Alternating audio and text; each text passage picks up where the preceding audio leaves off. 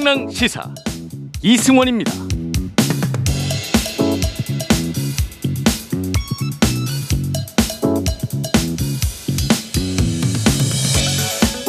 보궐선거가 끝났습니다. 불과 1년 전 총선 때만 해도 더불어민주당은 서울 지역구를 거의 싹쓸이했지만 이번에는 달랐습니다. 서울 25개 자치구에서 민주당은 전부 패배했습니다. 아주 뼈아픈 결과입니다. 누군가는 내 집 마련을 하지 못하는 서러움에, 또 누군가는 오른 집값에 매긴 세금 때문에, 또 다른 누군가는 그냥 싫기 때문에, 정말 여러 가지 각기 다양한 이유로 표를 던졌을 겁니다. 바둑 대국이 끝나면 기사들은 몇 번이고 또 며칠이고 복귀를 한다고 하죠. 같은 실수를 반복하지 않기 위해서 지나야 하는 아주 고통스러운 시간입니다. 내년 대선을 앞두고 왜 실패했는지 복귀하는 일, 더 큰 패배를 피하기 위한 고통의 시간이 당분간은 필요해 보입니다. 안녕하세요. 명랑시사 이승원입니다.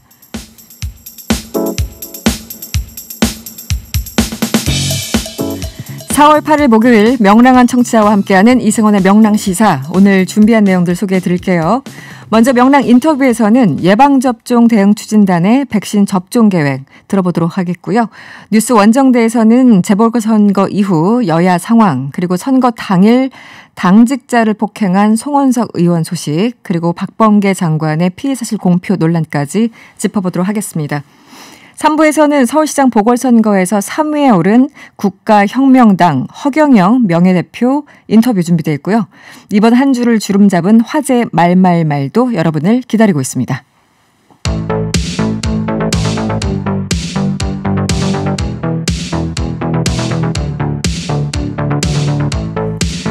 지난 6일 코로나19 백신 1차 접종을 마친 국민이 어느덧 100만 명을 넘었다는 소식 전해드렸었죠. 오늘 명랑 인터뷰에서는요, 우리나라의 백신 접종은 어느 단계에 와 있고 또 앞으로 계획은 어떻게 되는지 자세히 들어보도록 하겠습니다. 코로나19 예방접종 대응 추진단의 홍정익 접종기획팀장 연결돼 있습니다. 팀장님, 안녕하세요. 네, 안녕하세요. 홍정익입니다. 네, 반갑습니다.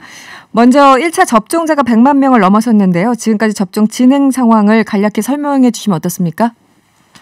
네, 어제까지 1차 접종자는 금일 0시 기준으로 계산했을 때 총 한 107만 5천 명 정도 접종을 하셨고요. 네. 2차 접종자도 약 42,647명이 접종을 받으셨어요. 네. 어제 하루만 따져도 한 3만 5천 명 정도가 접종을 받으셨습니다. 그동안에 또 이상 반응 신고는 이제 총 한 11,309건이 있었는데요. 네. 그중에 한 98.5%인 대부분이 예방접종 후에 면역 반응으로 발생하는 근육통, 발열, 오한 등의 그런 이상 반응을 나타냈고, 네. 중증으로 볼 수 있는 아나필락시스 의심 사례 신고는 한 111건, 그리고 그 사망 사례도 이제까지 한 40건의 사망 사례가 있었는데 어제 또 2건이 새롭게 들어왔습니다. 하지만 네. 아직 인과관계가 인정된 건 없고 지금 조사가 진행 중인 건들이 있습니다. 알겠습니다. 1분기 접종 대상자들의 백신 효과는 어느 정도 나타나는지 궁금합니다. 저희들이 지난 29일, 3월 29일 기준으로 접종을 마친 약 한 70만 명 대상으로 분석을 해봤는데요. 네.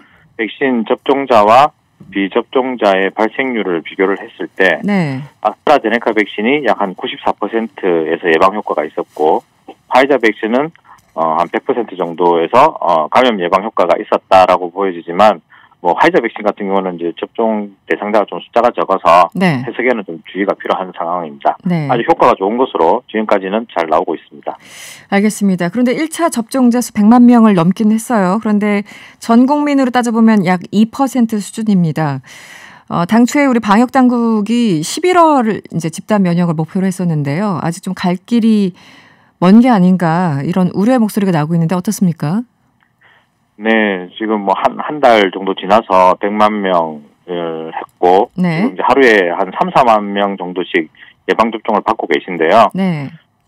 이 부분은 저희들이 백신 공급 상황과 그리고 백신을 제공하는 기관을 맞춰서 진행을 하고 있기 때문에 초창기라서 그렇다고 보시면 됩니다. 네네. 지금 저희가 4월 말까지 화이자 백신을 접종하는 예방접종 센터를 네. 이제 시군구별로 모두 설치를 하면 한 267개소 정도 설치를 할 예정이고요. 네네. 그리고 그 위탁 의료기관으로 이제 지정된 병의원이 이제 예방접종을 시작하게 되면 그 시기를 저희가 5월 후반기부터 6월달 본격적으로 시작될 것으로 보이는데 한 만여 개 정도의 네.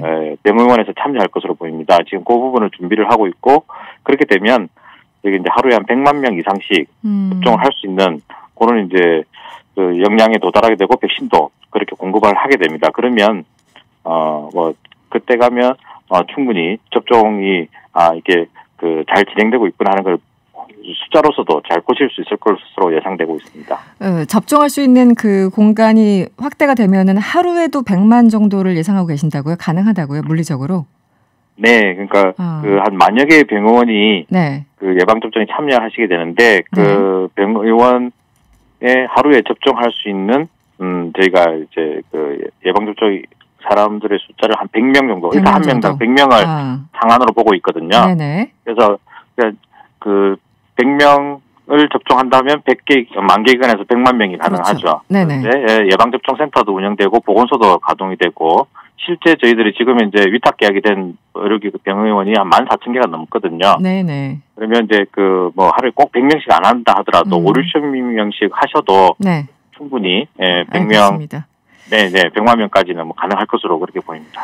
알겠습니다. 지난 2일에요. 2분기 예방접종 시행 계획 수정안에 따르면 뭐 일부 대상자 접종 시기를 좀 앞당기기로 했다 이런 내용이 있었던 것 같은데요. 어제는 이 접종 일정 일부를 보류한다 이런 결정이 나왔어요. 좀 설명을 해주시죠.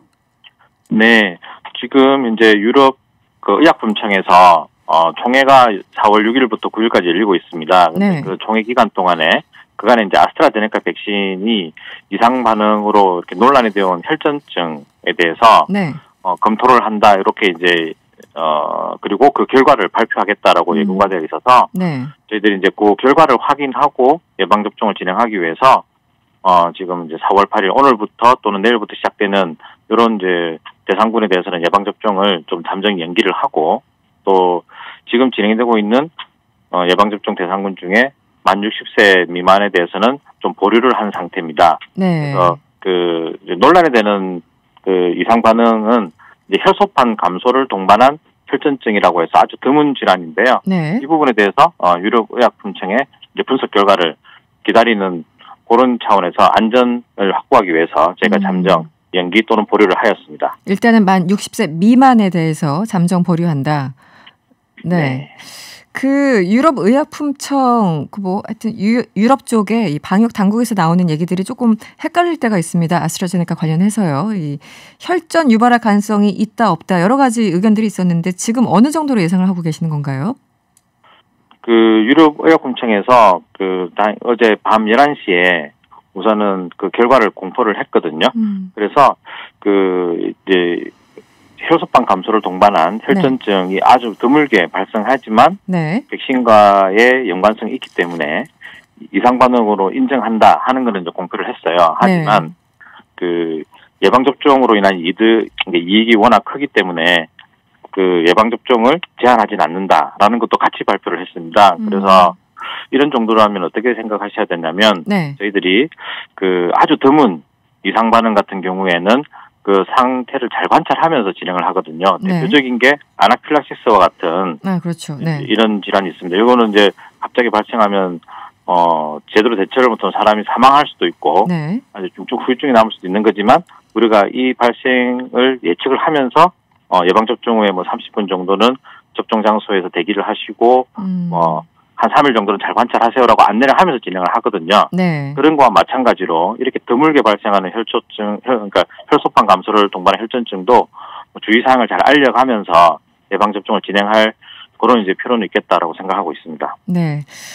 아스트라제네카 백신에 대해서 계속 좀 질문 드릴게요. 1, 2차 접종 간격을 10주에서 12주로 확대하기로 했는데요. 그 이유가 있습니까? 저희들이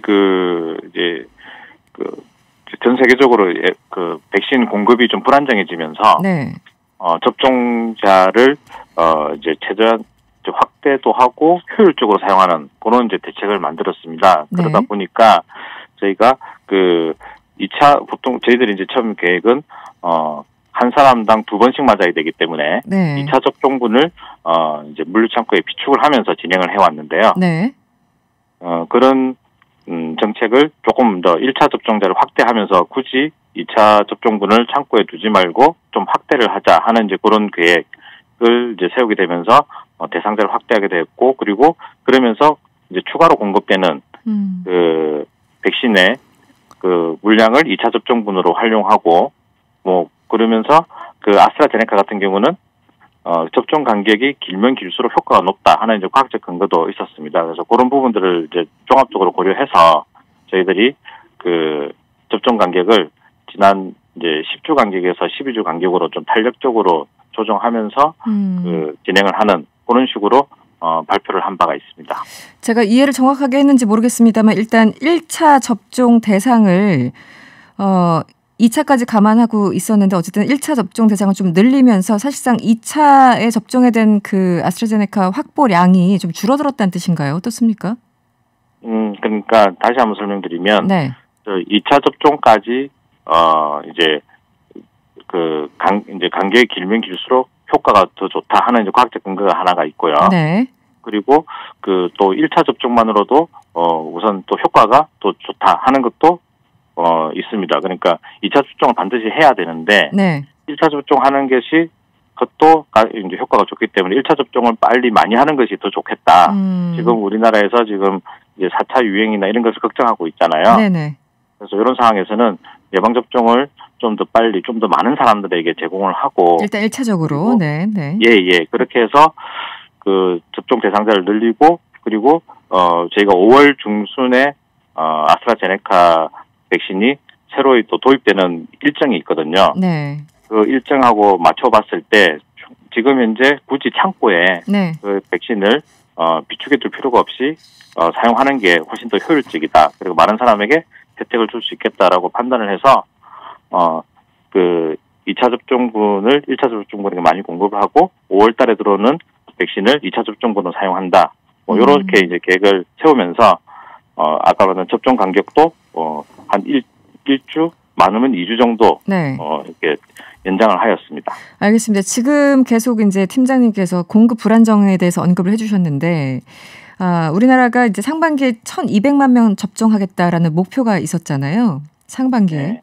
충분하게 원활하게 공급이 될 예정인가요? 어떻게 보십니까? 전 세계적으로 이제 서로 약이 뭐 백신이 부족하다 이런 얘기를 하고 있어서요. 우리나라 상황은 어떤지요? 지금 전 세계적으로 백신 공급이 불안정한 거는 사실입니다. 네. 하지만 저희들은 그 이제 이미 그 화이자 백신 같은 경우에도 뭐 공급에 대해서 일정을 확정을 했고요. 그리고 아스트라제네카 백신 같은 경우도 이제 한국에서 생산하는 백신을 사용하고 있기 때문에 네. 예, 그 이제 공급을 충분히 잘 받을 수 있을 거라고 이렇게 이제 예측을 하고 있습니다. 단지 이제 저희가 좀 불안하게 생각하는 거는 네. 지금 이제 이미 계약은 되었지만 아직 들어오는 게 일정이 잡히지 않은 이제 모더나 백신 그리고 얀센 그리고 노바백스 요 백신들은 구매 계약은 완료했지만 아직 공급 일정이 확정되지 않았어요. 네네. 그래서 이 부분에 대해서도 좀 이제 정확하게 백신 공급을 범정부적으로 추진하기 위해서 저희들이 그 복지부 장관님을 이제 TF 팀장으로 하는 범정부 대형 TF도 만들어서 지금 운영을 하고 있습니다. 그래서 우리가 이미 구매해놓은 백신을 빠른 시간 안에 이제 도입을 하는 그런 노력도 같이 하고 있습니다. 네. 지금 뭐 이른바 세계 백신 공장으로 불리는 게 바로 인도인데요. 이 코로나 상황이 이제 악화되면서 지난달에 백신 수출을 일시 중단했습니다. 우리도 이제 우리나라에서 아스트라제네카를 이제 생산하고 있는데 백신 수출을 제한할 가능성이 있습니까? 우리나라는 생산을 하고 있지만 이 아스트라제네카는 이제 본사에서 이렇게 위탁 생산을 하고 있는 거라서 네. 저희들 엄격히 말하면 저희가 만들고 있지만 우리나라 제품은 아니에요. 그래서 저희가 뭐 그런 물건을 잠시 이렇게 뭐 수출 제한을 하거나 이렇게 한다는 거는 저희가 좀 생각하기는 좀 어렵고요. 왜냐하면 더 들어와야 될 백신이 더 많거든요. 수입을 해야 될 백신이 많기 때문에 저희들은 이제 수입과 수출을 이제 잘 하기 위해서는 그 수출 제한을 하거나 이런 것을 검토하고 있지는 않습니다. 저희들은 알겠습니다. 저희가 네. 네네. 앞으로 이제 2분기 대상자들 최대한 많이 접종을 해야 되는데 여러 가지 이제 특히 아스트라제네카 관련해서 좀 혼란스러운 정보들이 들어오는 건 사실입니다. 국민들에게 당부하고 싶은 말씀 있으시면 좀 부탁을 드리겠습니다. 저희들이 이제 지금 예방 접종을 진행하면서 네. 국민들께서 이제 조금 예방 접종을 좀 안심을 하셔서 그런지 환자들이 좀 많이 늘고 있거든요. 그렇죠. 네. 예방 접종을 하면서도 예방 접종 받으신 분도 개인 위생하고 마스크 쓰는 걸 주의하셔야 되고요. 네. 그렇지 않은 분들도 예방 접종을 받을 때까지는 이제 개인 위생이나 마스크 쓰기를 잘 하셔서 개인 거리두기나 이런 걸 잘 지켜주셔야지 예방 접종을 완료해서 집단 면역이 생기기 전까지는 코로나19로부터 좀 더 안전하게 보호받으실 수 있습니다. 그래서 예방 접종에 참여하는 것과 네. 사회적 거리두기나 개인 위생을 지키는 부분을 같이 실천해 주시기를 꼭 당부드리고 싶습니다. 네, 오늘 말씀 고맙습니다.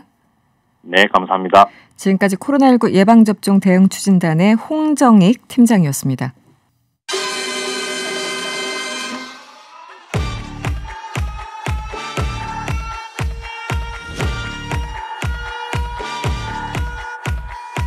우리가 알아야 할 오늘의 절대 뉴스 콕 찍어 전해드립니다. 뉴스 원정대. 오늘의 뉴스를 더 깊고 더 자세히 살펴보는 뉴스 원정대 시간입니다. 목요일에 원정대 온 두 분 나오셨어요. 박지윤 변호사 그리고 손정혜 변호사와 함께합니다. 어서 오세요. 안녕하세요. 네, 지금 TBS 유튜브 채널에서요. 보이는 라디오로 함께하실 수 있습니다. 여러분의 의견도 기다리고 있는데요. 무료로 이용할 수 있는 TBS 앱을 활용하셔도 좋고요. 짧은 문자 50원, 긴 문자 100원이 드는 샵 0951번으로 의견 많이 보내주세요. 네. 참고로 지금 여러분 청취율 조사 기간입니다. 매우 중요한 기간이라고 할 수 있죠. 네. 청취율 조사는 전화 응답으로 이루어지는데요. 박 변호사님, 네. 일단 조사 일단은 전화 받으면 어떻게 되는 거죠? 일단 네. 02로 옵니다. 일단 02로 시작되는. 02 번호로 왔을 때 네. 일반 잘 안 받죠. 잘 안 받죠. 저도 02로 시작되는 거는 거의 안 받는 거 저 역시 같아요. 안 받는데 네. 또 조사 기간 동안은 02를 좀 받아주셔서 다음 주까지. 네, 봤던 프로가 있냐 물어보면 명랑시사 요거 제목 맞춰야 되고요. 네. 이승원이어야 됩니다. 네. 뭐 명랑시사 김호준 이러면 안 됩니다. 곤란해요. 명랑시사 이승원입니다라고 정확하게 또 매일매일 저녁 6시부터 하니까 그렇게 답변해 주시면 그 체크가 됩니다. 네.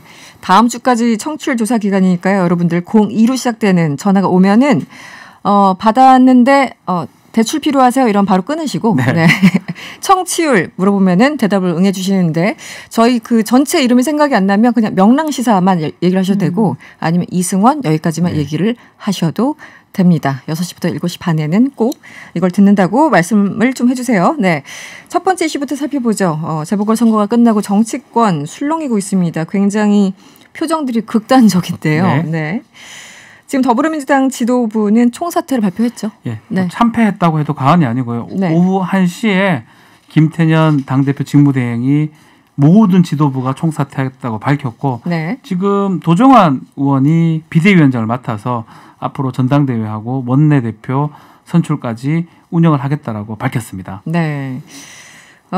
이 원내대표, 당대표 선거 또 오는 9월부터는 또 차기 대선을 위해서 후보 경선 일정도 이제 시작이 되는데요. 짧은 기간 동안 해야 될 일이 너무 많아졌습니다. 민주당은. 일단 민심을 수습해야 되는 게 최우선적인데 일단 겸허하게 민심을 수용하겠고 철저하게 성찰하겠다. 당 내부의 공정과 정의를 세우겠다라고 겸허하게 이제 고개를 숙이는 모습인데요. 네. 근데 근본적으로 이제 성찰 뭐 이런 것도 중요하지만 혁신을 통해서 지금까지의 실정이나 그동안의 과오를 바로잡는 자세가 굉장히 중요하지 않을까 생각이 들고 네. 또 지금 지도부가 총사퇴하지만 사실은 지도부에서의 문제뿐만 아니라 당 내부의 일부의 문제도 있었고요. 또 어떤 현재 정권의 어떤 정책과 또 반하는 여러 가지 행동을 했던 국회의원들도 있어서 이것들을 네. 차근차근 어떤 재조정하고 정리해 나가는 과정도 필요하지 않을까 생각이 들고 일단 비대위원장이든 새 대표든 막중한 책임이 주어진 겁니다. 왜냐하면 대선을 바라봐야 되기 그렇죠. 때문에 네네. 이번에 이 시그널을 채찍질로 받아들이고 어떻게 혁신할지에 대해서 사활을 걸어야 될 시점이 아닌가 싶습니다. 사실은 이게 어느 정당이나 이제 선거철이 되면 특히 대선을 한 1년 정도 앞두고 있으면 집권 여당 같은 경우는 굉장히 좀 혼란스러운 경우 많잖아요. 네. 어수선하기도 하고 또 강원파 간의 대결도 있고 서로 자기 정치하는 사람들도 있고 이게 쉽지가 않아 보입니다. 그렇죠. 이제 1년 전만 해도 또 최근에 한 5번 선거에서 민주당이 계속 연속으로 이겼죠. 네. 그래서 막 승리에 아마 도취됐을 가능성도 있고요. 1년 전하고 판이한 결과가 지금 됐기 때문에 이게 그렇죠. 왜 이런 결과가 났는지 뭐 심사숙고를 하지 않으면 또 1년 후에 있을 1년도 네. 안 남았죠. 3월달이니까요. 안 남았죠. 3월이니까. 그 대선에서도 장담을 할 수가 없기 때문에 네. 아마도 충분히 고려를 할 거고 다만 이제 그 과정에서 뭐 대선 후보를 이제 9월달에 네.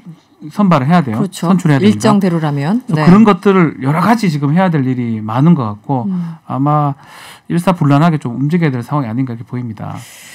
알겠습니다. 뭐 청와대에도 겸허하게 민심을 수용하겠다 이런 입장 표명이 있었습니다.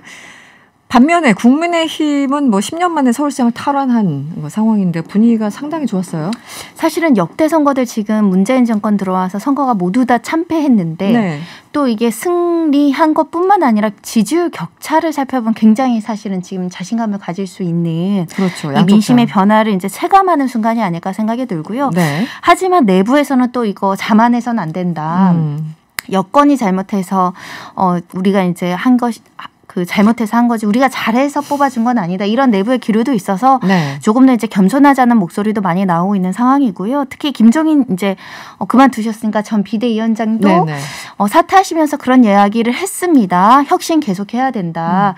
그리고 내부의 어떤 분열이나 반목이 너무 심했다라고 이야기를 하면서 국민의힘이 갈 길이 아직 멀다라고 지적한 면도 국민의힘에서 많이 바라봐야 되지 않을까 생각이 들고요. 나가시면서 일단 호남 챙기기도 얘기했고 약자 챙기기. 약자의 네. 동행 이런 것들 이제 챙기라고 이야기를 했기 때문에 이런 점을 국민의힘이 자성하고 같이 성찰하는 모습을 보여야 된다라고 보이고요. 중요한 건 이제 국민의힘도 이제 대선인데 대선 주자를 누구로 할 것인가 네. 그 부분이 가장 중요해지지 않을까 합니다. 어쨌든 이 휘청거리던 네. 국민의힘의 비대위원장직을 맡고 어쨌든 이번 선거는 크게 이긴 건 사실이고 그 김종인 비대위원장에 대한 그렇죠. 어떤 역할 평가가 있을 텐데. 다시 모셔올 가능성이나 뭐 이런 여러 가지 얘기들이 나와요. 있다고 봐야 됩니다. 네. 뭐 결과론적으로는 뭐 압승을 한 거고요. 또 최근에 김종인 위원장이 등장했을 때 뭐 정치 과외 교사라는 표현도 있어요. 네네. 과외에서는 뭐 쪽집게 항상 좋은 최선의 결과를 냈던 걸 봤을 때는 네. 아마 국민의힘에서 앞으로 있을 대선에 다시 뭐 그냥은 안 되고 추대 형식이 가능할 수도 있다고 보고요. 다만 이제 뭔가 다른 전당대회를 통해서 한다면 사실상 쉽지는 않은데 네. 추대나 다른 방식을 한다 그러면 또다시 지휘봉을 잡을 가능성 배제할 수는 없다. 보입니다. 추대 아니면은 안 움직이실 분 아닙니까? 추대 아니면 안 돼요. 사실. 그렇죠. 네. 나는 뭐 이미 이제 물러나겠다라고 여러 번 이제 강조를 했고 집에 있겠다, 휴가 가겠다, 계획이 없다라고는 했지만 네. 절대 돌아오지 않겠다는 메시지는 없었거든요. 특히 이제 윤석열 총장이 한 5월쯤 나설 것 같은데 이야기할 수 있으면 하겠다라고 네. 한다면 윤 총장과 같이 복귀하는 설이 또 유력하지 않을까 생각이 들고 국민의힘도 지금 당대표 선출해야 되거든요. 네. 근데 사실 김종인 위원장이 이번에 이제 선거에서 활약한 만큼 또 당내 어떤 지도부로서의 어떤 중견 어떤 인사들이 역할을 했느냐를 생각해 보면 또 당대표에 그만한 또 적임자가 있느냐 이런 고민에 빠질 수 있습니다. 그런가 하면 이번에 이 단일화 과정에서 어쨌든 드라마틱한 여러 가지 네. 요인들이 있었고 물론 이제 갈등 요인도 드라마틱한 요인 중에 하나죠. 안철수 대표의 어떤 역할도 이번에는 좀 평가를 받았고 열심히 또 도왔어요. 선거 때. 어떤 네. 압승에 어떤 크나큰 역할을 했을 것으로 추정이 되는. 그건 뭐 확인이 된다고 봐야 되겠죠. 했고, 네. 예. 그래서 안철수 대표의 국민의당 같은 행보가 지금 관심이 쏠리고 있는데 네. 합당의 가능성이 있을 것 같습니다. 합당 추진한다고 했었으니까. 그렇죠. 네. 근데 국민의힘을 중심으로 해서 좀 다 들어오는 모양새의 합당. 뭐 그게 가능할 걸로 보고 근데 당장 될 것 같지는 않고요. 약간 정리 같은 거를 하면서 네. 하지 않을까. 그래서 합당은 될 것 같긴 한데 지금 당장 뭐 선거 끝난 직후에 되는 거는 조금 지켜봐야 되지 않을까 생각이 듭니다. 이게 안철수 대표 입장에서는 빠를수록 좋은 겁니까? 천천히 할수록 좋은 겁니까? 사실 현재로서는 국민의힘이 자신감이 넘쳐서 굳이 지금 또 합당까지 할 만큼의 동기부여가 좀 떨어진 상황이죠. 그런 사실은 네, 국민의힘이 잘해서라기보단 여러 가지 이제 여건의 실정 때문에 지지율 격차가 높아졌는데 네. 우리가 단독으로 자강론으로서 대선도 이끌어갈 수 있을 만큼 이제 지지를 받고 있다라고 생각을 하게 되면 안철수 대표가 꼭 필요한가에 내부의 분열이 생길 수도 있어서 네. 좀 시간이 좀 걸리지 않을까 생각이 들고요. 네. 다시 대선을 앞두고 이 또 후보가 분열됐을 때의 어떤 위기 의식이 고치가 돼야 또 합당도 되지 않을까 생각이 드는데 합당도 M&A로 말씀드리면 흡수합병이죠. 네, 흡수합병을 또 안철수 대표가 받아들여야 가능한 거니까요. 네, 이게 또 쉽지가 않아요. 이제 물론 거대 야당과 제3당의 어떤 그 만남이긴 하지만 이게 쉽지는 않은 과정일 겁니다. 합당이라는 게. 이번에 청와대도 메시지를 냈고요.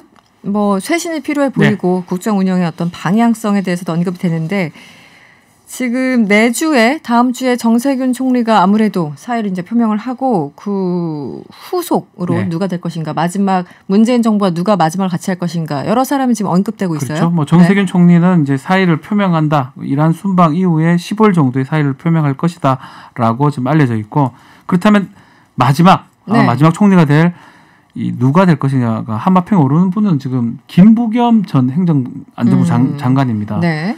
두 가지 정도가 의미가 있다고 봐야 될 것 네. 같아요. 국무총리 또 인선 과정에서 뭐 청문회 과정에서 문제가 된다 그러면 처음부터 삐걱거리는 상황이 될 수 있거든요. 그렇죠. 위험하죠. 이미 네.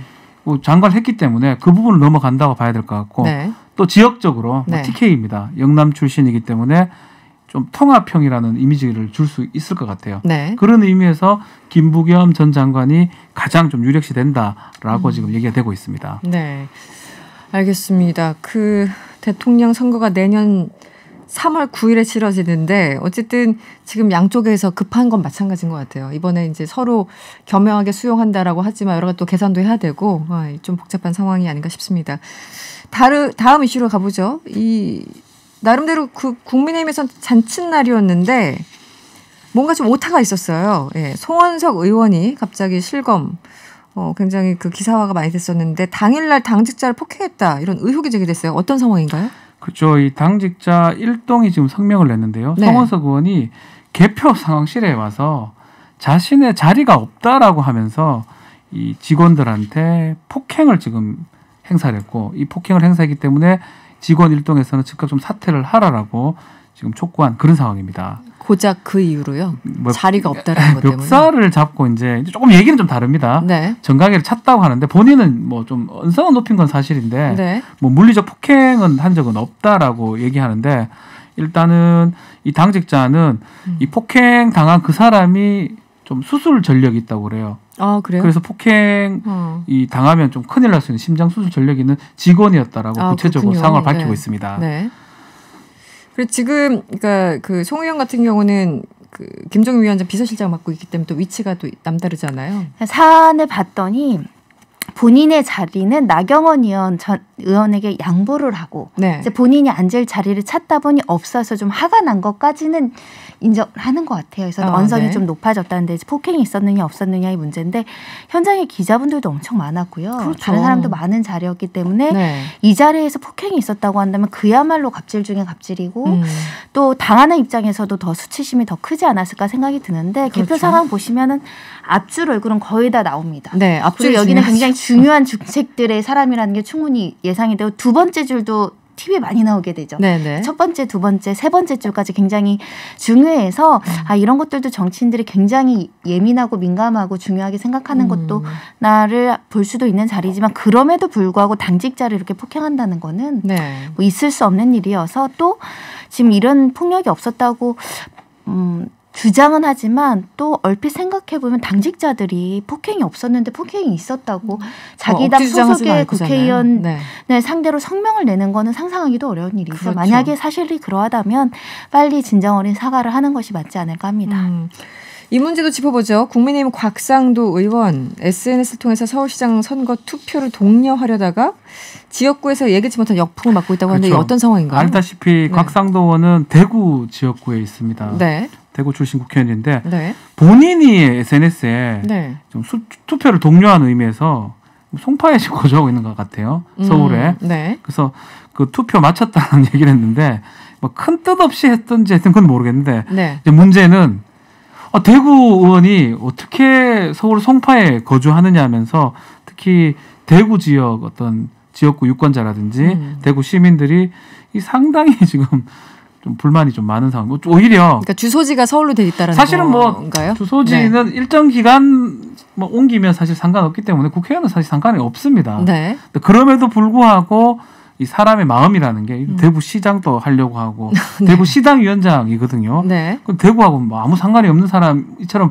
보이기 때문에 지역구 좀 주민들이나 시민들이 상당히 좀 불만에 좀 목소리가 높아지는 그런 상황입니다. 예, 이제 법에 보시면은 네네. 국회의원 선거권을 가지려면 나는 거기에 주민등록이 있어야 되는데 피선거권, 선거를 나가는 사람은 주민등록이 없어도 선거에 나갈 수 있게 되어 있으니 네. 대구에서 이제 국회의원이시더라도 보니까 대구에도 집이 있고 서울에도 집이 두 채가 있으신 거죠. 네네. 근데 주민등록은 서울에 되어 그렇죠. 있었던 걸 아마 지역구에서 몰랐는데 하필 투표 인증을 하는 바람에 서울 시민이구나 대구 시민이 아니야 이렇게 알려진 사건입니다. 그럼 지역구민 입장에서 굉장히 서운하죠. 서운하죠. 네. 왜냐하면 화도 나고 네. 뭐 상관이 없고 국민의 대표이기 때문에 네. 뭐 지역민의 대표이자 헌법상으로는 뭐 그런 국민의 대표로 봤을 때는 네, 상관없어 그렇지만. 보이긴 하지만 네. 그럼에도 불구하고 우리 지역 사람이라고 뽑아줬는데 아니었다라는 거거든요. 서울에 계시고 거기서 투표까지 하셨네. 네.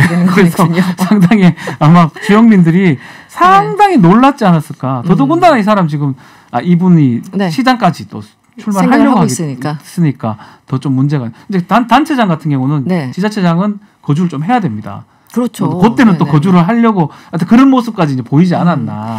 계속 앞으로 많습니다. 이제 선거 때 혹시 나오시면 이 SNS 내용이 계속 회자가 될 것 같다라는 네. 느낌적 느낌이 듭니다. 네, 다음 이슈도 짚어보죠. 박범계 장관 소식인데요. 이 김학의 불법 출금 사건 수사와 관련해서 이 청와대 기획사정 의혹 보도를 계기로 피의 사실 공표 논란이 불거지고 있습니다. 이게 참 김학의 하면 여러 갈래의 어떤 수사 방향들이 있어가지고 참 들으시는 분들 헷갈릴 것 같은데 이게 지금 어떤 상황인가요, 박 변호사님? 김학의 네. 사건 관련해서 이 청와대에서 얘기를 이제 좀 김학의 버닝썬 사건 또 장자연 사건 요거 하는 과정에서 버닝썬 사건 등을 조금 축소시키기 위해서 네. 김학의 사건에 대해서 더 많이 좀 조사하라. 네. 이른바 기획사정이다라는 의혹이 제기가 됐고 네. 요거 관련해서 지금 서울중앙지검 형사 1부에서 조사를 하고 있습니다. 네. 요 내용이 지금 밖으로 나왔기 때문에 언론에 보도된 게 피의 사실 공표죄가 아니냐라는 얘기가 있고 요거에 대해서 박범계 장관이 좀 엄중하게 대처하겠다라고 해서 논란이 되고 있는 상황입니다. 먼저 이 피의사실 공표 금지 기준이 어떻게 되는 건가요? 그러니까 이게 이제 형사사건 공개 금지 규정으로 이제 2019년 경에 이제 조국 전 장관이 있었을 네네. 때 많이 변해됐죠. 원칙적으로 기소 전에 사건은 공개하지 말자라는 게 주요 요지이고 네. 뭐 그 포토라인에 세운다던가 이런 것들 금지하겠다. 네. 그리고 실제 수사 검사가 이렇게 언론 특보 담당관으로 지정되어 있지 않은 검사는 언론은 직접 접촉할 수 없도록, 그러니까 브리핑할 수 없도록 이렇게 규정이 되어 있기 때문에 사실 좀 기소 전에 공개 안 하기로 했는데 지금 강력 사건들 기소 전에 다 공개되는 것도 있거든요. 지금 강력 사건들 그렇죠. 그러니까 뭐 예를 들면 국민의 알 권리라는 기준으로 넣고 봤을 때는 딱 떨어지는 건 아닙니다. 네네. 근데 지금 박범계 장관이 이야기는 뭐냐면 이런 의혹이 제기될 수 있고 또 특정 어떤 그 비서관 이름이 나왔거든요. 그 사람이 기획한 거 아니냐. 근데 선거 직전에 선거 하루 이틀 전에 이런 것들이 보도가 나오다 보니까 모종의 의도를 가지고 이렇게 피의 사실 공표 문제가 좀 악의적으로 활용되는 거 아니냐라는 문제 지적을 하는 것이고, 근데 고민을 했을 때 또 우리 그 모 변호사님은 또 이걸 아주 공개적으로 박준영 변호사죠, 제시. 네. 공개적으로 이제 뭐 그러니까 기준이 불명확하다 뭐 이런 얘기가 같아요. 그런 지적도 지금 따르고 있는 상황입니다. 좀 대안도 필요하다. 이게 조국 전 장관 때 이제 조국 장관 당시 장관 시절에 네. 사실은 이제 오래된 문제지만 해묵은 문제였지만 검사들이 그렇죠? 사건을 여론을 활용하기 위해서 조금씩 특정 기자 혹은 특정 언론사에 흘리고 그래서 여론을 조성해가지고 약간 소위 말하는 인민재판 받듯이 네. 이렇게 되는 어떤 부작용을 막자라는 게 기본적인 취지였잖아요. 그런데 이제 그게 잘 지켜지지 않는 건가요? 지금까지는? 사실은 이게 거의 사문화가 돼 있어요. 실제로 법조항 자체는 피의 사실이 기소가 되기 전에는 공표하지 말라라는 겁니다. 네네. 뭐 검찰 등 수사 관련자가. 네. 근데 실제로 보면 공표라는 거는 대놓고 공표하지는 않지만 그렇죠. 돌아서 보통 언론이나 알려지는 거거든요. 그게 이제 문제가 되는데 뭐 이제껏 지금 그 범죄명은 형법에 있었고 하지만 처벌이나 이런 것들은 적었고 네. 실제로 계속 반복되어 왔던 거거든요. 특히 조국 전 장관 시절 그때는 상당히 더 심했었고 그렇기 네. 때문에 어떤 규정을 만들었는데 그럼에도 불구하고 계속적으로 반복이 되고 있는 것처럼 보이고 네. 그렇다면 아예 법 조항을 좀 손보든지 할 필요도 있지 않을까 이런 얘기도 있는데 일단은 이번에 지금 문제 삼는 거는 선거 앞두고 이게 나왔으니까 혹시 네. 선거에 영향을 끼치려고 한 거 아니냐 이 문제를 지금 박봉계 장관 얘기를 하고 있는 거고 네. 그 부분을 좀 들여다보겠다라고 밝히고 있는 상황입니다. 이게 참 어렵긴 합니다. 그런데 분명히 그 문제는 계속 남아 있는 거잖아요. 이걸 이제 개정할 때 당시 취지는 어쨌든 검사들이 흘리게 하지 말아라 이런 거잖아요. 네. 사실은 피의사실 공표 금지는 되는 게 원칙적으로 맞는데 국민적 알 권리가 강한 사건들은 그럼 어떻게 할 것이냐. 특히 이제 부정부패와 관련한 권력형 비리에 대해서도 전면 이제 금지를 해놓다 보면 여러 가지 언론의 순기능도 떨어질 수 있고요. 네, 그런 점이 있어서 세부적으로 구체적인 가이드라인이 나와야 돼요. 왜냐하면 지금도 생각해 보시면 기소 전에 각종의 수사 정보가 막 나오거든요. 네네. 그럼 강력 사건, 예를 들면 특정 강력 범죄상 신상 공개가 되는 범죄들은 기소 전에 국민의 알 권리상 공개할 수 있다라든가 뭐 정치 권력의 문제에 네네. 있어서는 할 수 이런 종류의 범죄 저런 종류의 범죄 또는 특정 인물의 지위별로 좀 나눈다던가 좀 명확한 기준이 있어야지 이런 논란을 잠재울 수 있지 어느 권력자가 이건 피의사실 공표다 또 어떤 사람은 이것은 알 권리다 이렇게 하다 보면은 공방만 좀 거세지는 거 아니냐 네. 그런 생각이 지금도 지금 비슷한 상황이에요. 네. 박봉계 장관이 보면 이 정부에 불리한 게 나왔을 때 피의사실 공표죄로 얘기를 하고 불리하지 않는 게 나온다면 별로 네. 입건하거나 문제 삼지 않는 게. 그러니까 예를 들면 LH 사건은 지금 수사 중이고 기소 전인 정보가 막 흘러나오잖아요. 네, 구미 여아 사건도 막 흘러나오잖아요. 네. 그럼 이번에 청와대 기획사정이 이제 기소 전에 막 나왔다라고 또 이게 문제다. 사건별로 접근을 하다 보니까 오해 삼기가 그렇죠. 있다. 근데 생각해보면 국민적 알 권리 기준으로 보면 LH 사태에 공분하고 있고 구미 여아 사건 너무나 많은 관심이 있기 때문에 네. 알려지고 있고 어느 누구도 문제 삼지 않는데 또 어떤 의도가 보이는 사건에서는 인권 침해적인 요소가 있는 거 아니냐 네. 이런 부분도 있어서 좀 고민이 되는 지점입니다. 그나저나 이 김학의 사건은 언제쯤 끝날지 참 답답합니다. 지겹습니다. 네, 알겠습니다. 오늘 뉴스 원정대는 여기서 마무리를 하겠습니다. 지금까지 손정혜 변호사 그리고 박지훈 변호사와 함께했습니다. 오늘 고맙습니다. 감사합니다.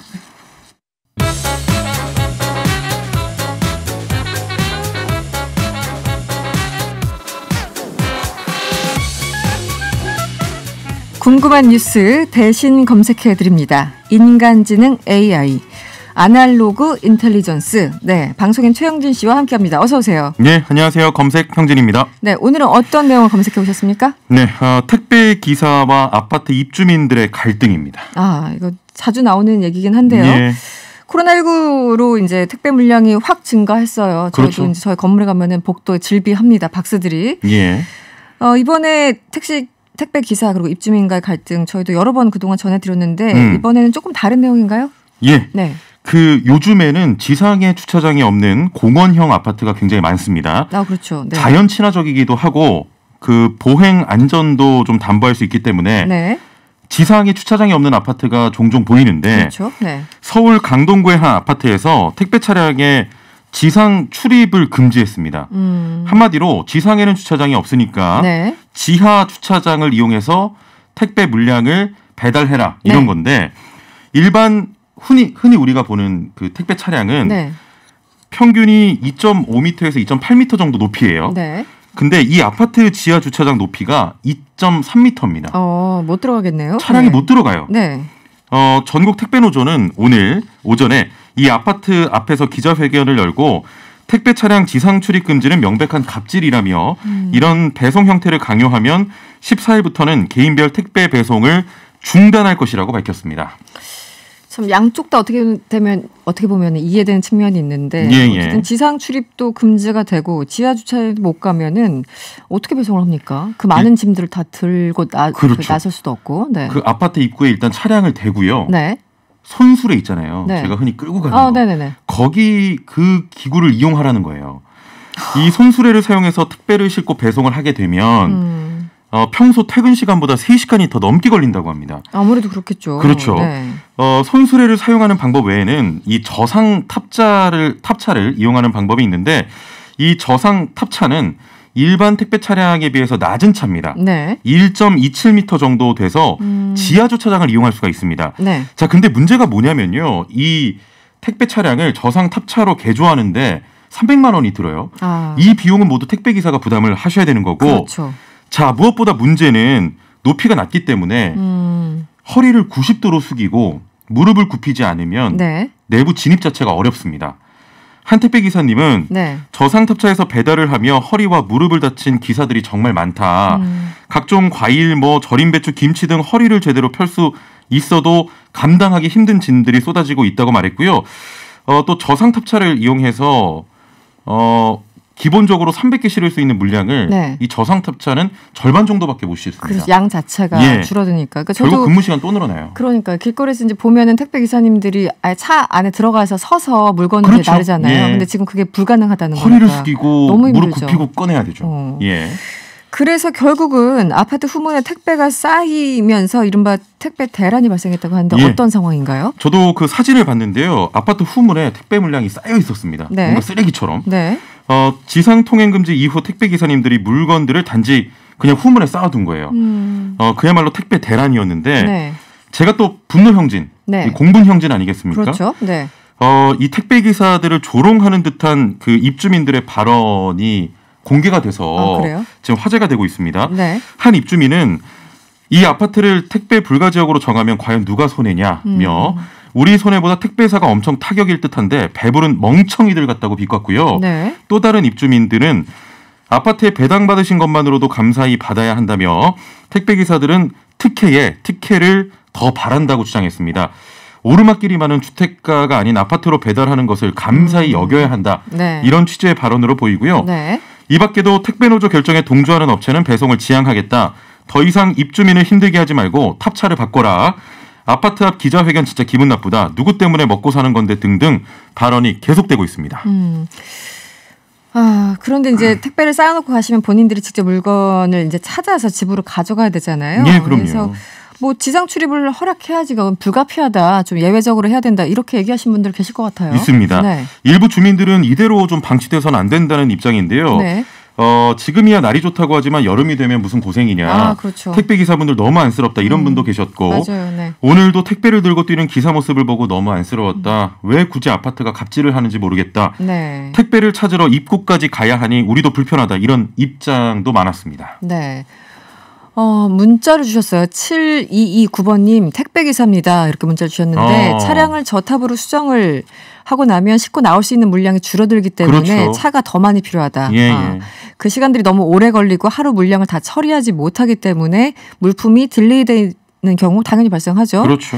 그러니 저희도 한 가정의 아빠이고 아들입니다. 조금씩만 이해 부탁드립니다. 이렇게 택배기사님이 저희 분노 형진의 목소리를 듣고 또 이렇게 문자를 주셨습니다. 아니 코로나19 때문에 배송 물량도 많은데 그러니까요. 조금만 양보하면 좋겠어요. 저 개인적으로. 어떻게 하면 물론 이제 안전 문제도 있겠지만 여러 가지 좀 협의가 필요한데 그래서요. 뭔가 해결책이 있습니까? 예, 이게 한마디로 어떤 문제냐면 주민 안전이냐 택배 편의냐 이 문제가 충돌하는 건데 네. 그냥 단지 내에 좀 저속 운행을 강력하게 시행한다거나 네. 아파트 입구 쪽에 택배 보관소를 만든다거나 아파트 쪽도 좀 적극적인 대책을 마련해 주셨으면 좋겠습니다. 네, 따로 공간을 좀 마련하는 방법도 있을 테죠. 알겠습니다. 오늘 말씀은 여기까지 듣겠습니다. 지금까지 검색형진 방송인 최영진 씨와 함께했습니다. 오늘 고맙습니다. 감사합니다. 네, 이어지는 3부에서는 이번 서울시장 보궐선거에서 3위를 차지한 국가혁명당 허경영 명예대표 인터뷰 준비되어 있습니다. 잠시 후 3부에 뵙겠습니다.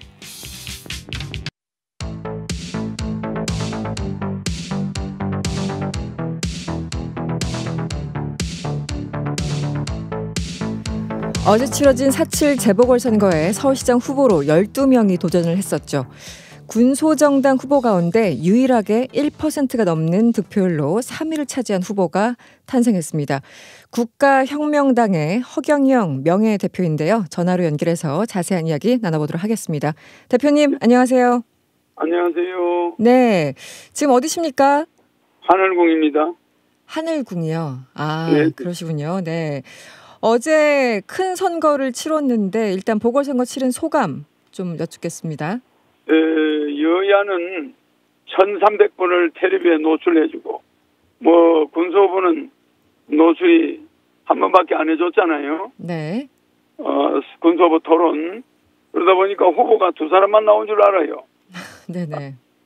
그래서 선거법이 후보를 뽑질 말든지 공탁금을 받아놓고 텔레비 안 내보내고 또 선거 기간에 계속 여야 후보를 텔레비 내보내는 거는 그거는 너무 불공정한 선거입니다. 네. 그래서 이 선거제도를 앞으로 나는 꼭 바꿔야 된다고 생각합니다.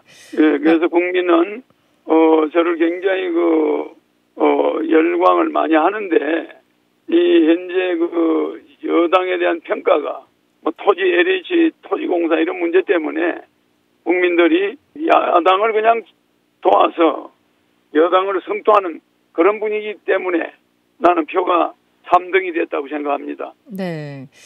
1, 2번이 너무 네거티브한 선거를 하는 것 같았어요. 이번에 선거 유세하시면서 시민들을 직접 만나셨을 텐데요. 그때 반응들은 네. 좀 어땠습니까? 반응들은 저는 어디 텔레비에 출연하거나 라디오 나가거나 인터넷에 나가면 그 방송이 폭발적인 인기가 올라가요. 시청률이. 저희가 KBS에서 한 10분 동안 유시한 거. 네. 그 방송이 5.6% 방송 중에서 11번째 네. 시청률이 높았습니다. 5.6%. 네네. 내가 하면은 뭐든지 시청률이 높고 어디 나타나면 몇천 명씩이 모여요. 네. 그런 특징이 좀 있습니다. 네, 그분들은 직접 만나신 시민들은 어떤 얘기를 좀 해주셨나요? 허경영 씨가 다음 대통령 꼭 좀 됐으면 좋겠다. 국민 배당금 받고 싶다. 네. 다 그래요. 그랬군요. 네. 이번에 네. 1%가 넘었습니다. 득표율이요. 네. 오세훈 시장 그리고 박영선 후보를 이어서 3위를 차지했는데 결과에는 어떻게 만족하십니까? 그거는 내가 받을 그 표가 아니죠. 제가 받으려면 적어도 20% 이상 나와야 되는데 하여튼 불공정한 TV 방송 네. 이런 것 때문에 네. 존재감이 없이 돼버린 것 같죠. 네. 인기 높은 후보를 완전 묵살시켜버렸죠. 그 다음 대선에서는 반드시 붙어가지고 네네. 이런 제도를 바꿀 겁니다. 네. 그 전에 15대 대선에서 공화당 후보로 출마하셔서 0.15% 그리고 17대 대선에서는 경제공화당 후보로 0.4% 득표를 기록하셨어요. 그래도 이번에는 1%를 넘었기 때문에 그간의 어떤 성적표에 비해서는 최고 득표율이라고 할 수 있는데 원인은 뭐라고 보십니까? 지금은 이제 국민들이 내가 30년 전에 한 공약이 네.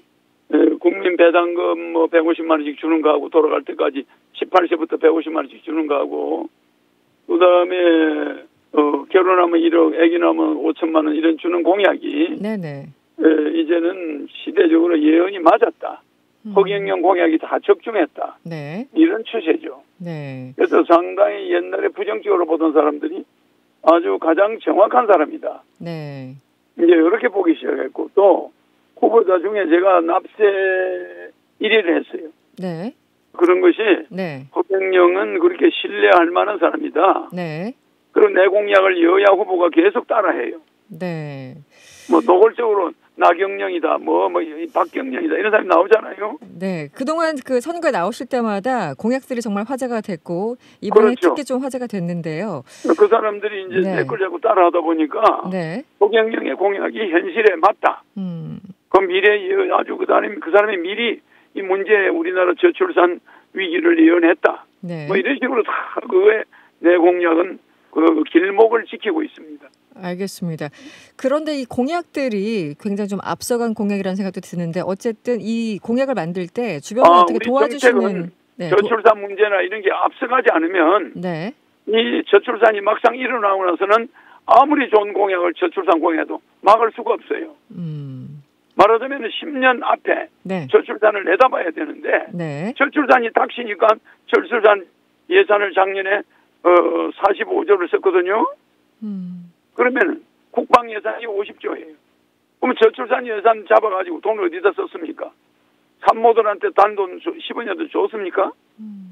그리고 그 돈을 어떻게 전용하는지 왜 저출산 예산을 이제 와서 그렇게 많이 잡습니까? 국방 예산과 같잖아요. 네, 알겠습니다. 나라가 네. 그렇게 예산 집행이 그건 미리미리 저출산을 대비하지 않으면 이런 사태가 오는 거예요. 대표님이 그동안 이제 여러 가지 공약을 발표를 하셨는데 이거는 주변에 어떻게 좀 도와주시는 분들이 계신가요? 어떻습니까? 공약은 제가 전부 다 만들죠. 아, 그러시군요. 네. 어떤 사람이 이렇게 미래를 내다보고 공약을 만들겠습니까? 네네. 알겠습니다.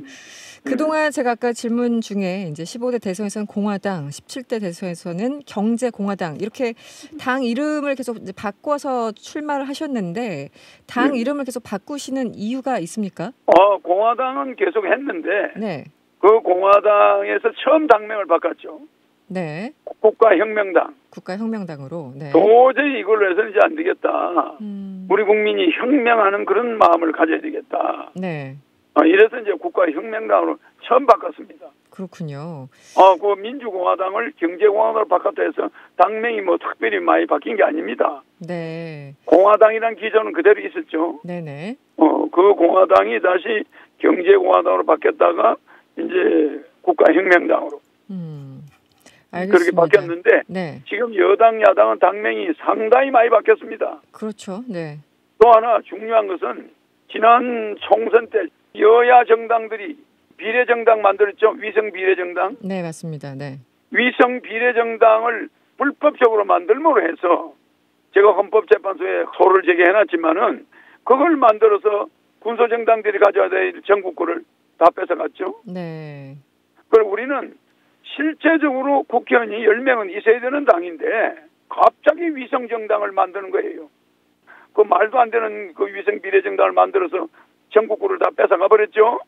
한두 가지가 아닙니다. 네, 조금 더 질문을 제가 드리겠습니다. 유효 득표율이 최소 10%가 넘어야 이 선거 비용의 절반이라도 보전을 받지 않습니까? 네. 그럼 지금까지는 선거 비용을 보전받지는 못하신 상황인가요? 제가 7번 출마해가지고 네. 돈은 한 500억 이상 들어갔죠. 그러나 뭐 하나도 보전받은 건 없습니다. 네, 이 상당히 돈이 많이 드는 걸로 알고 있는데요. 일반적으로 선거에 나가시려면 이 선거 비용은 네. 이번 시장 선거는 40억 정도 되죠. 이번에는요. 네. 대통령 선거는 400억 정도 들어갑니다. 그동안 선거 비용은 어떻게 마련을 하셨습니까? 제가 뭐 개인적으로 다 강연해가지고 버는 돈이죠. 그리고 뭐 당원들이 좀 보태는 것도 있죠. 지금 국가혁명당은 당원이 몇 분 정도 계세요? 상당히 많습니다. 뭐 지금 네. 컴퓨터에 접수된 거 해서 이제 한 10만 당원이 지금 거의 뭐 확보되어 가고 있을 겁니다. 알겠습니다.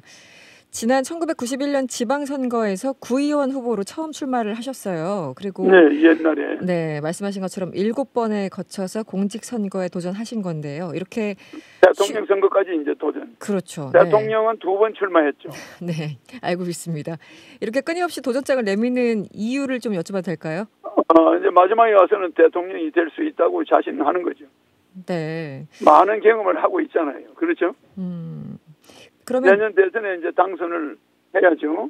내년 대선에도 도전장을 자신 있습니다. 자신 있다. 네. 알겠습니다. 이번에 어쨌든 3위를 하셨고요. 그럼에도 불구하고 1, 2위 후보와는 큰 격차가 있습니다.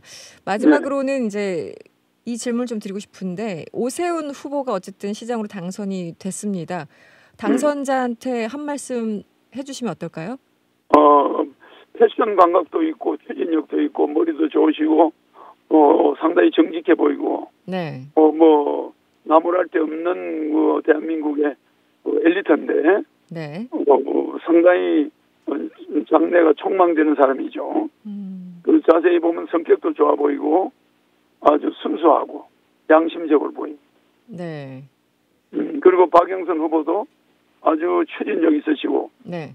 총명하시고 국회의원을 4번 하시고 장관 하시고 네. 어디 가도 어느 나라에 가도 본색이 없는 그런 여성이죠. 한국 여성으로서는 자랑스러운 여성이라고 생각합니다. 알겠습니다. 마지막으로 유권자들에게 한 말씀 해주신다면 어떻습니까? 이제 여야 정치가 네. 여당이 되든 야당이 되든 우리 국민은 90%는 지금 참 후진국 생활을 하고 있습니다. 그러나 10% 능력자들은 선진국 생활을 하고 있잖아요. 그래서 이걸 국민 배당금을 줘서 네. 대다수 국민이 중산층으로 살 수 있도록 매월 18세부터 150만 원씩 좋으면은 우리 국민은 절대 범죄도 저지르지 않고 아주 행복하게 살 수 있는 국민이라고 생각합니다.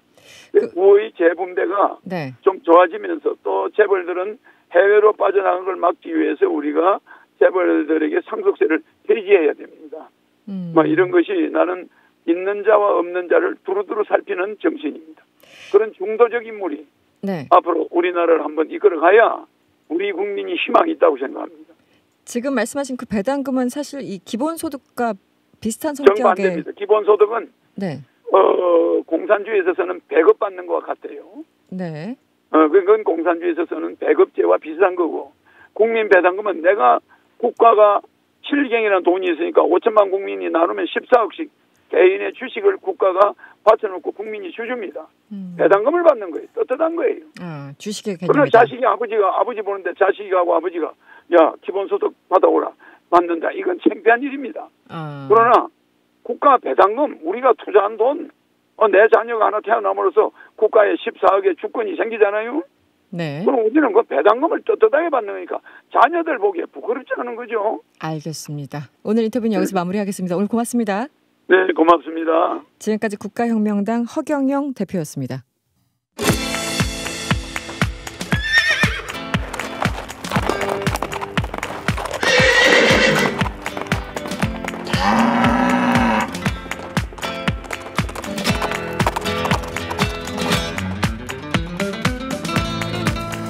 한 주간 회자된 화제 말들을 만나봅니다. 좋은 말, 나쁜 말, 이상한 말. 이 시간 일당 100으로 채워줄 분이 제 옆에 나와 계세요. MC 장원 씨 어서 오세요. 네, 안녕하세요. 반갑습니다. 오늘은 짝꿍 없이 혼자 나왔습니다. MC 장원입니다. 네, 오늘 좀 외로워 보이네요. 확실히. 그러니까요. 예, 기자님이 계셔가지고 늘 든든했는데 네. 안 계시니까 굉장히 허전하네요. 네, 우리 이재 기자가 떠나버려가지고. 그러니까요. 네. 예, 세종에서 행복하시기를 바라겠습니다. 예. 그래도 오늘 일당 100으로 저희 스튜디오를 꽉 채워주시길 네. 바랍니다. 알겠습니다. 오늘 첫 번째 말입니다. 전화 3번 안 받으면 음식 폐기하라. 쿠팡 이치 지침이라고 하는데요. 이게 어떻게 된 상황입니까? 네, 최근이었습니다. 한 누리꾼이 쿠팡 이치에서 47,000원어치 음식을 배달 주문했는데요. 네. 이 라이더에게 온 전화를 3번 받지 못해 다시 전화를 했습니다. 이 주문자가. 네. 그랬더니 통화가 안 돼서 음식을 폐기했다라는 이 다소 황당한 답을 들었다고 합니다. 네. 네, 그래서 이 고객센터에 문의한 결과 고객이 전화를 받지 않아 폐기한 것이라면서 책임을 이 고객한테 돌렸다고 합니다. 이 해당 누리꾼은 이런 방침을 한 번도 들은 적이 없다면서 네. 이 상담사와의 입씨름 끝에 음식값을 겨우 환불받을 수 있었다고 하는데요. 네, 네.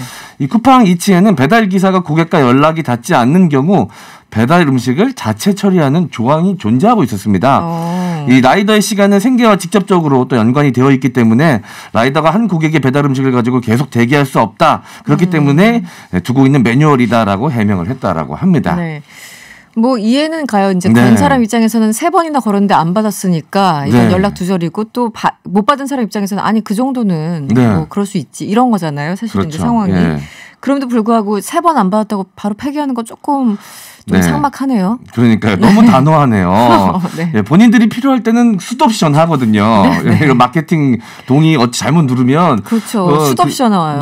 문자도 엄청 오고 계속 전화 오거든요. 맞습니다. 네. 그런데 이제 주문자가 주문했을 때 그 음식을 주문자가 피해 볼 수도 있는 상황에서는 또 단호하게 이렇게 버렸다고 하니까 많은 분들이 좀 불편해했던 지점이긴 한데요. 또 조항이 어떻습니까? 네, 이 3번 정도 이게 3번이라고 딱 정해져 있는 건 아닙니다. 네. 그래서 3번 정도 전화를 했는데 만약에 전화를 주문자가 안 받을 경우 폐기할 수도 있다라는 조항이 있다라고 합니다. 자, 그런데 문제는 네. 이거를 소비자에게 제대로 전달을 하지 않았던 것이죠. 저도 이 기사를 보고 이런 조항이 있는지 처음 알았거든요. 저도 처음 알았어요. 저도 쿠팡이츠 앱을 통해서 한 2번 정도 주문해 본 적이 있는데 이런 고지는 확인해 본 적이 없었던 것 같아요. 네, 그러니까요. 네. 그래서 이 기사 때문에 많은 소비자들께서 처음 이 조항에 대해서 알게 된 것 같은데요. 폐기할 수도 있다라고 하니까 폐기 안 할 수도 있는 것이죠. 네. 그런데 이 피해자 같은 경우는 실제로 폐기가 됐고 음식이 나중에 이제 환불을 받긴 했지만 상담사와 또 기나긴 또 통화를 통해서 자신의 의견을 피력하는 또 과정이 있지 않았겠습니까? 그 사이에서 또 스트레스를 많이 받았을 텐데 또 라이더분 입장에서 생각을 해보면 그래서 그분도 또 시간이 이분들의 시간은 그야말로 생계 수입과 직결이 되기 때문에 좀 늦어지면 굉장히 많이 좀 짜증이 나시긴 한다고 해요. 그러니까 이 라이더분들의 수입을 보장하기 위해서 이런 조항을 만들었다는 것까지는 어떻게 이해가 되는데 네네. 이런 조항을 만들었다면 이 소비자에게 반드시 동의를 구하고 고지하는 것이 옳은 일이겠죠. 네. 어쨌든 좀 신경을 쓰셔서 받는 게 좋은데 어쨌든 그 약관에는 네.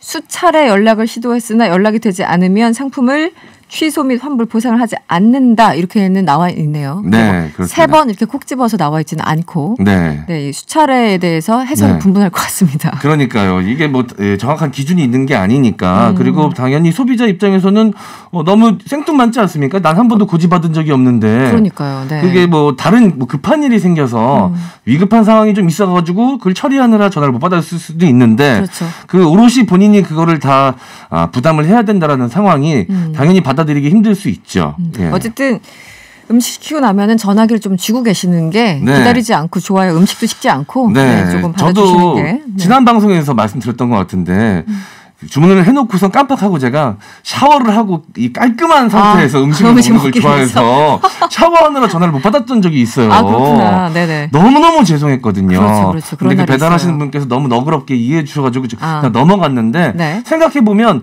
저한테는 그게 한 번의 일일 수 있지만 그분한테는 여러 번 생길 수도 있는 일이니까 물론 맞아요. 라이더분의 그런 것들도 좀 권리를 보장해주고 근무 환경을 좀 원활하게 돌아갈 수 있게끔 소비자들도 협조해야 되는 건 사실인 것 같습니다. 네. 0838번이 문자 주셨는데요. 저는 배달기사입니다. 음식을 시켰으면 전화를 받아주셔야죠. 네. 다른 배달 음식은 식어가는데 정말 열불납니다. 감정이 그대로. 네, 그런 경우도 있다라고 해요. 이해가 가요.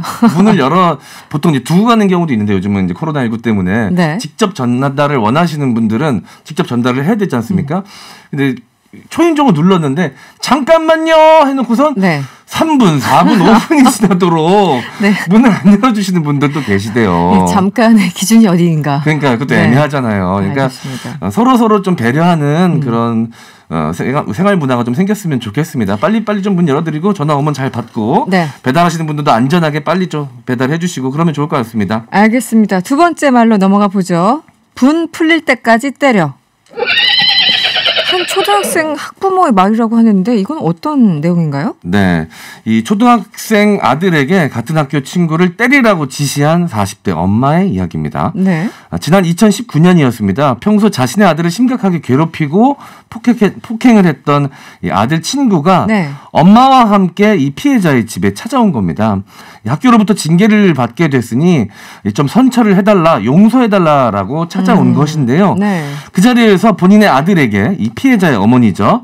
그 아들에게 내 마음이 풀릴 때까지 친구를 때려라 라고 했고 아들은 실제로 친구의 어깨와 배, 명치 등을 때린 겁니다. 이 일로 재판에 넘겨졌지만 재판부는 선고유예 판결을 내렸다고 합니다. 선고유예는 이 가벼운 범죄에 대해서 일정 기간의 형의 선고를 미루고 네. 유예 기간 동안 특정한 사고가 없이 지나가면 없던 일로 해주는 판결이거든요. 그러니까 이후에 뭐 다른 일이 생기지 않는다면 없던 일로 처리가 되는 것이죠. 이제 재판부가 일단 선고유예 판결 내렸는데 네. 실제 때렸네요, 이 아들이. 그 본 앞에서 또 어깨와 배, 명치 네. 여러 번을 폭력을 네. 행사한 것 같은데 네. 이게 이번 사안은 학폭 문제로 징계를 받게 됐으니까 좀 미안하다, 네. 잘 봐달라 이렇게 해서 온 건데 그렇죠. 거기서 다시 폭력 사태가 일어난 거예요. 또 다른 폭력이 이뤄진 것이죠. 네. 원래는 피해자였지만 다시 아들을 엄마가 자신의 지시로 아들을 가해자로 만드는 상황인 것이죠. 그러니까 이거는 참 아니 심정적으로는 속상한 건 알겠는데 그렇다고 좀 이런 상황에서 폭력을 행사라고 얘기하는 거는 조금 너무 엇나간 것이 아닌가라는 폭력의 대응을 폭력으로 하라. 이건 분명히 잘못된 교육법인 것 같습니다. 실제로 그 가해자였다가 피해자가 된 학생이 심각하게 다치진 않았지만 그런 행위가 이뤄졌다는 사실 자체가 여러 사람에게 좀 불편할 수 있는 상황이지 않습니까? 그렇죠. 그 아이의 교육에게도 굉장히 안 좋은 상황이고요. 먼저 이 진정성 있는 사과를 받아내게끔 만드는 것이 또 이 제대로 된 교육이 아닐까라는 생각이 듭니다. 네. 그냥 강대강으로 대처를 해버렸는데 네. 혹시 장원 씨는 학교 다닐 때 학생 때 억울하게 맞았던 일 없습니까? 제가 좀 인상도 센 편이고 덩치도 커서 네. 억울하게 맞았던 일은 없는데 네. 억울하게 때린 것으로 오해받은 적이 있죠. 실제로 제가 폭력을 행사한 적이 없는데. 그냥 툭 그냥 지나가다가 어깨를 스쳤을 뿐인데 실수로 이제 부딪힌 건데 네. 네, 때린 걸로 오해받아서 물론 이제 사과를 하긴 했지만 제가 굉장히 억울했던 그런 적은 있었습니다. 네, 예. 그렇죠. 이 참 그 폭력의 네. 기준도 사람마다 너무 달라서. 네. 네. 그 제가 이 40대 엄마의 입장이 제가 됐으면 어땠을까에 대해서 제가 좀 생각을 해봤는데. 그 생각을 한 번씩 할 것 같아요. 네. 네. 어떻게 하는 게 가장 올바른 일일까 좀 많이 고민되더라고요. 네. 이게 속상하니까 정말 그렇게 뭐 누구 때려주고 싶어. 사실 이제 마음은 네. 그런 생각이 들 때는 있지만 네. 그게 또 양쪽 아이들이 앞에 있었잖아요. 둘 다. 네. 그런 상황에서 이렇게 얘기하는 거는 조금 엇나갔다라는 생각이 들고. 네. 우리 얘기 들으시면서 3100번님이 문자 주셨는데요. 네. 가정교육이 인생을 좌우합니다. 그 가정교육이 나라를 만듭니다. 그 나라의 자신의 자녀들이 살아갈 겁니다. 이렇게 문자를 준엄한 문자로 주셨어요. 그러니까요. 네. 근데 좀 부모님들 입장에서는 또 고민되는 지점이 네. 이런 데서 무조건 용서해라라고 가르치면 나중에 계속 손해만 보는 사람으로 자라지 않을까. 그런 것도 또 있어요. 이런 네. 걱정들도 부모님들은 분명히 있을 겁니다. 네, 네, 예, 네. 저희 부모님이 그랬거든요. 늘 용서하고 이해하라. 그래서 제가 컴플레인을 너무 못해요. 제가 억울한 상황이 생겨도 미안해서 컴플레인을 너무 못합니다. 그래서 늘 저한테 사람들이 네. 늘 봉사왕이라고 부르거든요. 아, 그래요? 실제? 어디 가서도 기부왕이라고. 분명히 이거는 컴플레인해서 내가 제대로 된 보상을 받아야 되는데도 그렇죠. 제가 말을 못합니다. 말을 이렇게 잘하는데 그럴 때도 말을 못하는 말을 거고요. 못해요, 제가. 이 권리를 찾는 것과 폭력을 쓰는 건 좀 다르긴 한데. 그러니까요. 그렇습니다. 반대 의견도 있었네요. 네. 4231번님, 진정성이 안 보이니까 그런 게 아니었을까요? 분 풀릴 때까지 때리는 것도 틀린 말은 아닌 것 같아요. 이렇게 네. 문자 주셨고, 이 부분. 학폭을 당해본 사람의 기분은 당해본 사람만 그렇죠. 알죠. 이것도 또 이해가 가는. 헤아리기 어렵죠. 네. 그렇습니다. 알겠습니다. 참 세상 사는 게 힘듭니다. 네, 마지막 말로 넘어가 보겠습니다. 쌩얼은 좀 그렇잖아. 와. 벌써부터 기분 나쁜데요. 네. 모자 광고에 있었던 말이라고 하는데요. 어떤 상황인지 소개를 좀 해주시죠.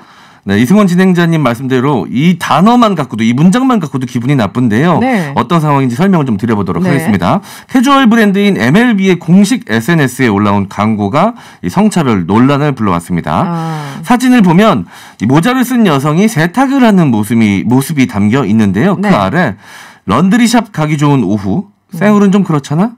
모자는 더 깊게, 하루는 더 길게. 이런 상황이 나왔군요. 네. 근데 이게 한 장뿐만이 아니었습니다. 이게 하루 일과를 주제로 네. 여러 장의 사진이 올라왔습니다. 네. 해지는 저녁이라고 방심하지 마. 생활 사수라고 적은 겁니다. 다른 사진에는 또. 네. 마치 여성이 화장하지 않은 얼굴로 외출을 하면 안 되는 것처럼 네. 그 내용을 적어 놓은 것이죠. 그래서 이제 많은 누리꾼들의 항의가 이어졌는데요. 더 큰 문제는 네. 회사 측이 사과문도 올리지 않은 상태에서 이 광고를 은근슬쩍 차례차례 삭제를 하면서 고객들의 항의성 댓글마저 함께 삭제를 해서 논란이 더욱 커졌습니다. 저번에도 우리가 이 시간에 그 얘기했던 것 같아요. 그때는 네. 박지훈 변호사도 같이 계셨나요? 박 네. 변호사랑 지금 MC 장원이랑 저랑 셋이 앉아 있는데 여기서 네. 화장을 안 한 사람은 나밖에 없더라. 네, 맞습니다. 그때 박지훈 변호사님도 그렇고 저도 그렇고 네. 풀 메이크업 상태였죠. 하고 저만 맨날 쌩얼이에요. 정말 기분이 나쁜데 우리가 네. 이 말말말 시간에 네. 이주희 기자와 이제 MC 장원 씨가 항상 거의 매주다시피 이 네. 성차별적인 어떤 상황들을 소개하는데. 계속해도 계속 나오네요. 그러니까요. 네. 이게 오랜 시간 이런 잘못된 편견들이 자리 잡고 있었기 때문에 물론 이런 것들을 고쳐나가기가 쉽지 않을 거라는 거는 누구나 다 생각할 수 있지만 순식간에 바꾸기는 어려운 점이 있긴 있죠. 네, 그렇긴 하지만 그래도 노력을 계속 해야 되는 것이고 또 이 광고라는 게 가장 트렌디한 문화 콘텐츠 중 하나 아니겠습니까? 네, 그 부분이 좀 이해가 안 가요. 그러니까요. 네. 그만큼 이 시대 감성에 굉장히 민감해야 되는 매체인데 그럼에도 불구하고 듣기만 해도 굉장히 거북한 쌩얼은 좀 그렇잖아. 이런 네. 말을 광고 문구로 썼다는 것 자체가 이해가 되지 않습니다. 이 기획자분이 반성을 꽤 깊게 많이 하셔야 될 것 같습니다. 특히 광고할 때는 남녀노소가 다 참여를 해야 돼요. 이게 나이 그렇죠. 든 사람과 그렇지 않은 사람, 여자 남자 이게 받아들이는 느낌이 완전 다르잖아요. 네. 그렇게 좀 스크리닝을 했으면 이런 참사를 빚지 않았을 텐데 이런 생각이 들어요. 이 사진에 남녀가 같이 있었다면은 뭐 그냥 크게 문제가 되지 않았을 수도 있겠죠. 그렇죠. 네. 네. 그나저나 그래서요. 네. 누리꾼들 댓글은 어땠습니까? 네, 우리가 예상했던 대로 또 많은 누리꾼 분들께서 분노를 표출하셨는데요. 네. 빨래방 갈 때 화장하는 사람이 어딨어? 맞는 말이죠. 그렇죠. 누가 화장을 하고 갑니까? 편하게 네. 다 가지. 네. 여자는 얼굴 들고 다니지 말고 가리라는 광고 잘 봤다. 소비자는 쌩얼 가리는 모자가 아니라 착용감이 좋은 모자를 원한다 등 이 그렇죠. 항의성 댓글이 수백 개가 달렸다라고 합니다. 네, 모자 광고에 있었던 말이라고 하는데 네. 얼른 내렸고 또 댓글마저 삭제해가지고 계속 네. 논란이 좀 이어질 것 같습니다. 네. 앞으로요. 네. 네, 좀 기분 좋은 소식을 좀. 네. 네. 우리 너무 나쁜 말, 이상한 말만 지금 소개를 해가지고 네. 제목이 무색해지고 있어요. 네, 그러니까 근데 우리가 이런 기분을 토로한 게 꽤 오래되지 않았나요? 시즌 끝날 때까지 계속 이렇게. 네, 좀 좋은 말, 기분 좋아지는 말도 네. 여러분들께 소개해드릴 수 있도록 잘 찾아보고 가져오도록 하겠습니다. 언젠가는 저희들이 소개를 해드릴게요. 네, 말말말 이제 마무리할 시간입니다. 오늘. 외롭지만 우렁차게 네. 말씀을 해주신 MC 장원 씨와 함께했습니다. 오늘 고맙습니다. 감사합니다. 네, 저희들이 준비한 내용은 여기까지입니다. 명랑시사는요. 내일 저녁 6시 10분에 찾아옵니다. 여러분들 말씀드린 것처럼 02로 시작되는 청취조사 전화 반드시 받아주시고요. 제 이름을 외쳐주세요. 네, 편안한 저녁 되시고요. 지금까지 이승원이었습니다.